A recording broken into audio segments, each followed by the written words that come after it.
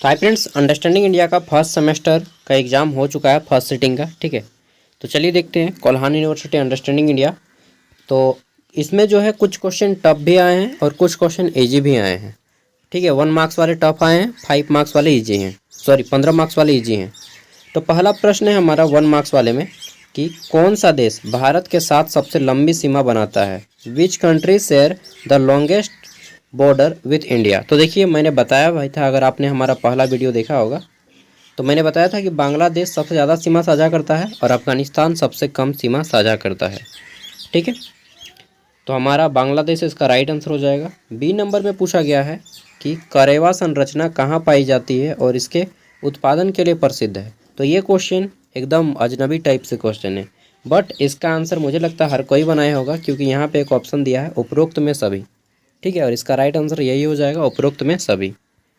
तीसरा प्रश्न जो है हमारा, निम्न में से कौन भारत का प्रजाति का नाम नहीं है। तो ये क्वेश्चन भी मैंने बताया था कि भारत के विभिन्न नाम है, जैसे हिंदुस्तान हो गया, इंडिया हो गया, ठीक है, भारत हो गया, आर्यावर्त हो गया, जम्बू द्वीप हो गया।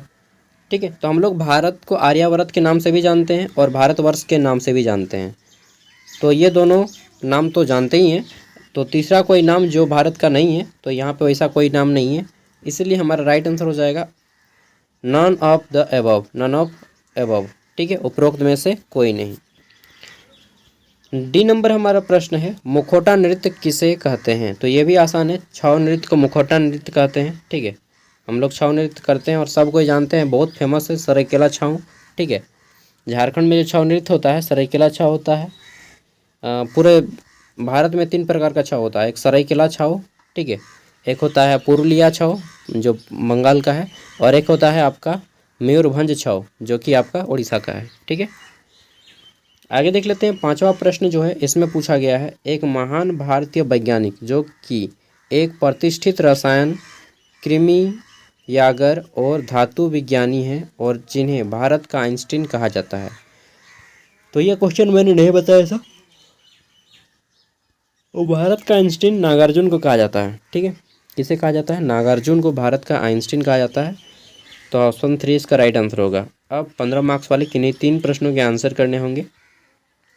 इसमें हमारा पहला प्रश्न पूछा गया है कि उन भारतीय वैज्ञानिक के कार्यों का वर्णन करें जिन्होंने रसायन शास्त्र के विज्ञान में महत्वपूर्ण योगदान दिया है। तो ये क्वेश्चन टफ है, इसको नहीं बनाना है। हालांकि इसमें आपको मतलब इनडायरेक्टली नागार्जुन के बारे में पूछा गया है। ठीक है, तीसरा प्रश्न जो है इसमें पूछा गया है, स्वतंत्रता के बाद भारत की अर्थव्यवस्था की विशेषताएं क्या रही हैं, वर्णन करें। तो मैंने इसके ऊपर आपको 3 क्वेश्चन बार बार बताया था कि ये क्वेश्चन पक्का आएगा, पक्का, तो आ ही गया है। ठीक है, भारत की अर्थव्यवस्था वाला। दूसरा स्वतंत्रता वाला क्वेश्चन भी मैंने करवाया था, तीनों बताया था कि 1920 की जो है भारत छोड़ो 1920 में असहयोग आंदोलन, 1930 में दांडी यात्रा यानी कि नमक सत्याग्रह जिसको सभी ने अवज्ञा आंदोलन कहते हैं, और तीसरा 1942 में भारत छोड़ो आंदोलन। इन तीनों के बारे में मैंने बताया था कि कोई आएगा और आ ही गया है। ठीक है, तो 1942 के भारत छोड़ो आंदोलन का विवरण दीजिए और भारत की स्वतंत्रता में इसकी क्या भूमिका है। तो बताना था कि इसी आंदोलन में महात्मा गांधी ने करो या मरो का नारा दिया, डू और डाई। ठीक है, और चला था और अंत में आपका ये आज़ादी तक चला था। ठीक है, अगला है हमारा राष्ट्रीय शिक्षा नीति 2020 की प्रमुख विशेषताएं क्या हैं, ये बताइए। तो इसके ऊपर भी मैंने ऑलरेडी क्लास ले चुका हूँ और आपको नोट्स भी दे दिया था। ठीक है, तीसरा प्रश्न जो है हमारा यहाँ पे, निम्न में से किसी 3 का संक्षिप्त वर्णन करें। ठीक है, तो हमारा पहला क्या है, भारत के पूर्वी और पश्चिमी तटीय मैदान के बारे में बताइए, इनमें अंतर क्या है।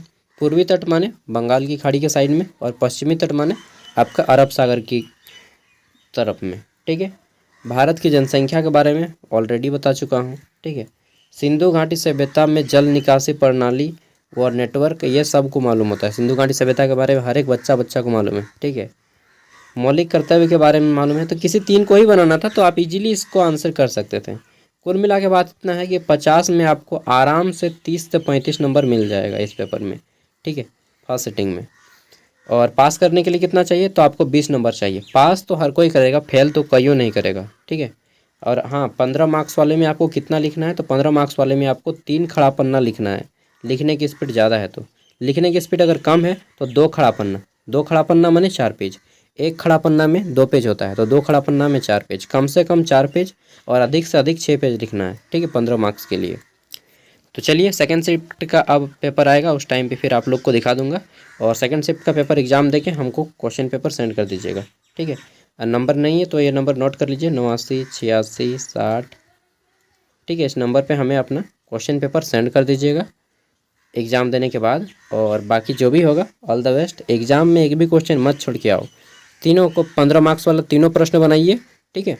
और 1 मार्क्स वाले भी टिक लगाइए, सब छोड़ के एक भी नहीं आना है, ठीक है।